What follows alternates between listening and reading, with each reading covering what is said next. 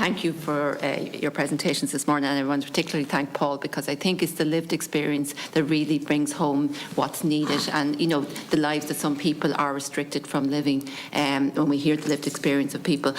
And I'm aware that a sizable amount of the disability budget every year, it goes towards residential, and I presume is the wrong type of residential, in that it's congregated settings or congregated type settings. Even if they mightn't be over 10, they're still congregated type settings where the person doesn't get the choice of who they live with or why they want to live there. So that money, I presume, could be much better spent, but there needs to be a proper plan for it.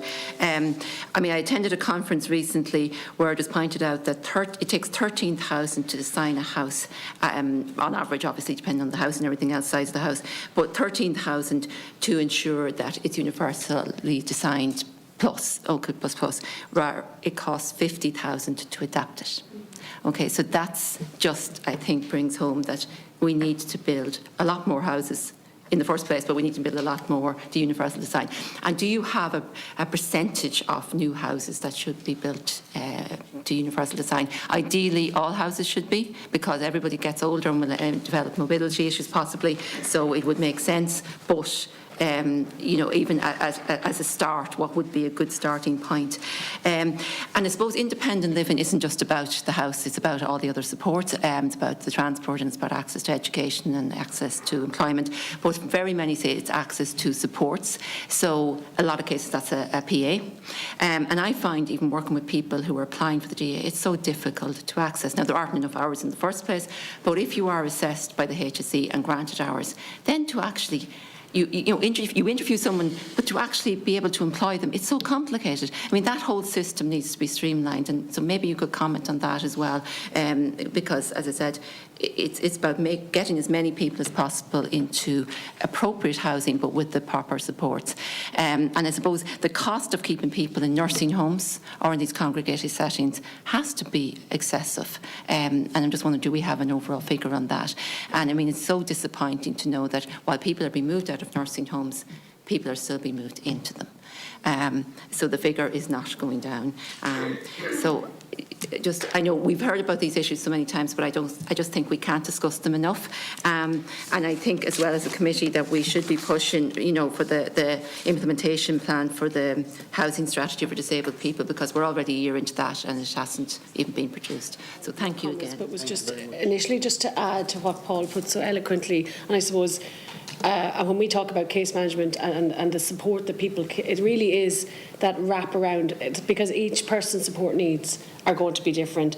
And when you have a case management model, not just for people with brain injury, for people with any support needs, the person is able to identify the needs for that individual, identify what's meaningful for them, what did life look like prior to living in that environment, what do they want life to look like, and how do you get there? And that should include formal, as in paid supports if that's necessary, but also a lot of informal supports, family, friends, and other informal supports that you would have in your community. So I think it's really important to acknowledge that in order for any individual to come out of any sort of institutional setting where there's institutional thinking, they need support to transition, regardless of how long, because the things that you and I take for granted and we do every day are now scary. People haven't used public transport, they haven't used money, they haven't maybe picked their own clothes, they haven't had to choose and take their own medication, they haven't had to try and shower and dress and be somewhere on time. All the things that we do every day, they haven't been done in a long, long time, and people need support, individualised support, to try and navigate that journey. And I think in the absence of that sort of a support structure, what you find is that people like Paul, and maybe there's his story echoes so many stories I've heard sitting in nursing homes over years. And I had a tear in my eye, even though I've heard so many of them. I suppose it really... Sorry, I lost my train of thought, but I suppose it really, I suppose, echoed that need for someone to understand him, what his life should look like, what he needed, meaningful activity, and support him then to link in with all the services and all the supports and all the community activities, not just disability-focused ones, but mainstream ones that you and I would access. I think the other really important thing to emphasise is, and Pauline, you touched on it, is that accessible housing isn't just about a structure. We recently had, in conjunction with Anvers Housing Association, linked in with a lot of individuals with brain injury who access our housing or who we support and they live in their own homes, and asked them to tell us what was important in terms of their housing needs. And not only did it really strongly come back around obviously accessibility and so on, but access to community. So it has, I suppose, if you put an accessible house in the middle of nowhere, you're really, again, just creating that cut-off exclusion, and people might have a better quality of life than they might have had in the bigger congregated setting, but they don't have access to all the meaningful activities and opportunities to be, have more education, more employment, more friends, more hobbies, and so on and so forth. All of those normal activities that we would all look for if we were looking for housing in the morning. I personally and our organisation, we do try to support people to access housing from councils, and so on. And sometimes it can feel like the priorities of the council are not aligned with the priorities of health. And obviously the councils are under significant pressure to house people. So it feels like a conflict there between those two pillars, if you want to consider it like that. And then again, just to come back to your point around staffing, it's extremely difficult to get staffing at the moment. There's a pay parity issue between Section 39s and HSE Section 38s. It's difficult to recruit, and I suppose that makes that the inability to recruit is made worse by the lack of pay parity between the organisations, and people can be on a significant difference in pay. But I think if we can, there are other issues in terms of terms and conditions that are coming to the fore as well. And if we can look at that as a whole, it will enable the sector to be able to support the individuals who want those individual packages to come out into the community. And I think, it's a whole cross-government response that's needed to achieve all of those pieces. I suppose it's a whole, if we are to move on fully from institutionalisation and institutional thinking, it is a move from a system to a person-led response, and I think we're a long way off that, although there are pockets of that happening around the country, and people who do have their own personalised budgets and are in control of their own lives, and Paul, your story kind of tells that. So I think we're a long way off that, but we have to edge further and further towards that, because if we don't take that seriously and do that well, we'll end up creating group responses to issues that are deeply personal for people, and we'll end up creating more institutions. They might be smaller and look a bit nicer, but they'll still be the same kind of institutional thinking within them, where people do not have real choice and control over their own lives. So I think we have to push that boat and move towards a much more individualised responses to people. Look at what somebody wants in their lives and try and build the service around them. And that includes everybody, from whether you need a couple of hours of PA support every week to live a good life, to somebody who might need around-the-clock support to access their rights as well. That should include everybody. And sometimes people feel very left out of that picture. They see personalised budgets as only being for people who, are going to go into paid employment, or who might only need a certain amount of support. That has to include people with much higher support needs as well, if we're to really look at unpicking institutionalisation.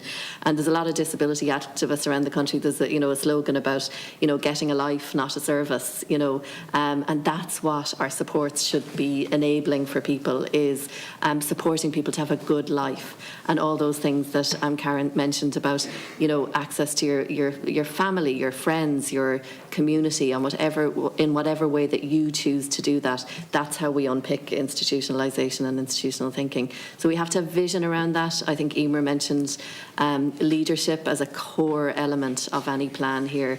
We need to see a vision around it, and we need to see government, politicians, society pushing for that. Thank you. Sorry, I'd just like to highlight the group of people who are acquiring a disability today. The person in the road traffic accident, the person who has a stroke, who has a brain injury or a neurological condition. So they are the future people with disability. And I think we have to put them as well out in front and centre, and they need rehabilitation services so that they're not disabled, so that we're enabling them to become enabled to take control and power over their own lives. And we have proved time and time again that a specialist intervention, but with a clinical background, with individualised approach, you can actually get somebody, from a nursing home back to work. It's that stark. We have seen those changes, and So we need to be not just looking, as well as looking at that's the cohort of our new disabled people, which we are now actively institutionalising.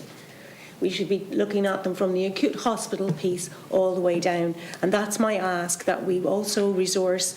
And rehabilitation it's twofold. It's taking the people who need to be enabled and empowered, but it's also taking the new cohort who are coming to us with new disabilities and making sure they do not go back to where we might have to take them in another 10 years' time and start again and try and enable them. Because rehabilitation works. The sooner you get to somebody, the quicker you get there, the more support that they can get, the more enabled they are. And many of them go back to work. Many go back and live very meaningful lives independently with supports. And it's much more, on a basic level, it's much more cost effective. And it prevents that institutionalisation happening again and again and again. Just to respond to your question, Deputy, about the percentage targets. In the housing strategy, there's looking at a 50% universally designed housing within local authority new builds. But that's at, there's 3 tiers of universal design, so it's at the first tier and not the plus tier. So that would make the homes wheelchair visitable, but not wheelchair livable. And it doesn't include private accommodations and private residence. And I suppose I didn't flag that the other issue is the need for incentives for private landlords, because a lot of disabled people are accessing accommodation through private landlords, and the incentives for them to actually make accommodations within their properties to make them accessible for people with disabilities. So that's another key piece, and it really resonated with me about what you said about retrofitting is far more expensive than future-proofing. So we really should be looking at disability being included in all housing policy going forward. Yeah. I think we probably have to, it's important for the members of the committee to be aware of how multifaceted this issue is, and that we have 10,000 people living in designated settings that are registered with HICWA, of which a quarter are living in what is deemed to be large units, or with populations of between 6 and 10 people. And we also have people who live in settings that are not inspected by HICWA and are not deemed congregated settings, but are those including mental health community hostels. So people who move and leave acute hospital settings and move into hostels, they're not regulated by HICWA. They're also not, there's no regulations from the Mental Health Commission for those locations. The nursing homes have also been mentioned. Advocates who work with NAS have a very varied caseload. They have people who live in congregated settings who are having their rights restricted.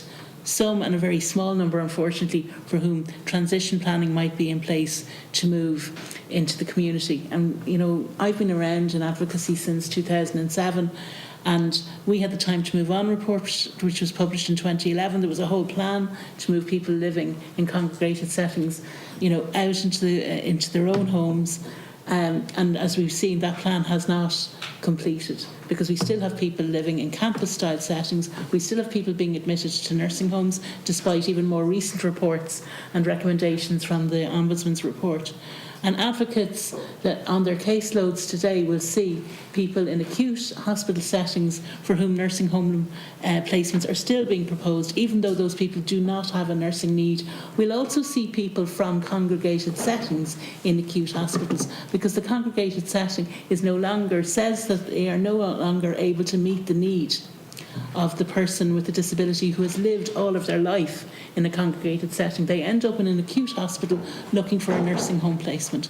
So we're not even future-proofing the needs of older people who are growing older in congregated settings, in order for them to have appropriate supports and to have their rights respected, and for them even to have the hope to move into their own home, to have their own staff, to have choices about what they do. And one of the things I think that COVID has shown us as well is that people experience different things living in congregated settings during COVID. Many people do not want to return to how life was before COVID either, because they experienced slightly more choice, even though it sounds strange in such a restricted pandemic situation. But some people did actually get one-to-one staff support during COVID that they didn't get before it, and they don't want to go back to going to a day centre centre and having no choice in what they do in their lives. So the issue is about a lot more than housing, I suppose, is what I would actually say. It's about how money is spent, how plans are made and how they're followed up. There needs to be far more coordination. I suppose advocates spend a lot of time talking to people in service providers, in health agencies, in housing, trying to bring all information together to support people to make a decision when there is somebody, does come to us and says they want to move out and are not happy where they're living. All of those things, it takes many years. And this week, one of the people I'm working with and I have been working with is finally moving after 12 years of first telling me that he didn't want to live where he was living anymore, and he's moving into his own home with his own staff and his own transport. But that was a very, very long journey that it took place, and those journeys are still sadly very rare. And there are people continually to entering congregated settings, be they in emergency placements or in no other place being for people. And we also have to remember the people who are living in their family homes, who are much larger numbers on top of that as well. And there are people, as Dermot referred to, people with older parents as well, people who don't really enter the discussion about where and how they're going to live and what choice they will have in where and who they live with as well. Thank you very much.